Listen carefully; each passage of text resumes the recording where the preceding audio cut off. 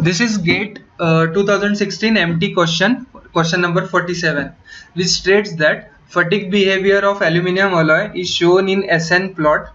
A piston rod made of this material is subjected to two different cycles. Like first is 1000 cycles at 420 MPa, second one is 1000 cycles at 300 MPa. So we have to find, using Minor's rules of cumulative damage, the remaining fatigue life of the material at stress at 250 MPa. So they have provided us with SN curve, which states that for a particular stress level, how much cycling is there before the material fails. So let's say, for example, 420 MPa. So for 420 MPa, if we cycle the material at 420 MPa, the material will fail at 2000 cycles. Similarly, for 300 MPa, the material will fail at 5000 cycles, and for 250 it will fail at 8800 cycles. So we have to calculate using Minor rule, like how much cycles it will take.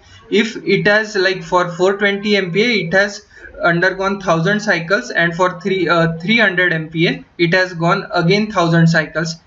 So the material is having some history of fatigue. Now we have to evaluate how much cycles it can take more. So this is driven by like it is given by Minor's rule, which simply states that the failure occurs when the summation of individual damage values caused by each rain flow cycles reaches a value of 1. So where Nj is the number of cycles at a particular stress, and capital Nj is the lifetime of at stress, which is given by 2000, 5000 and 8800.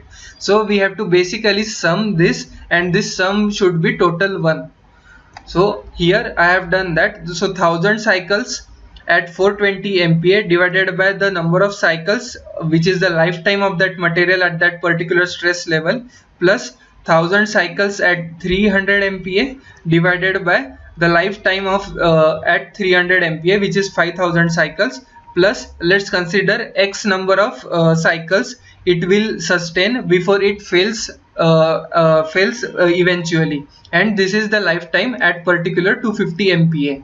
So if we sum this, and this should be equal to 1, which Minor rule states. So if we calculate, x comes out to be 2640 cycles. So the material will take 2640 cycles before it will fail eventually.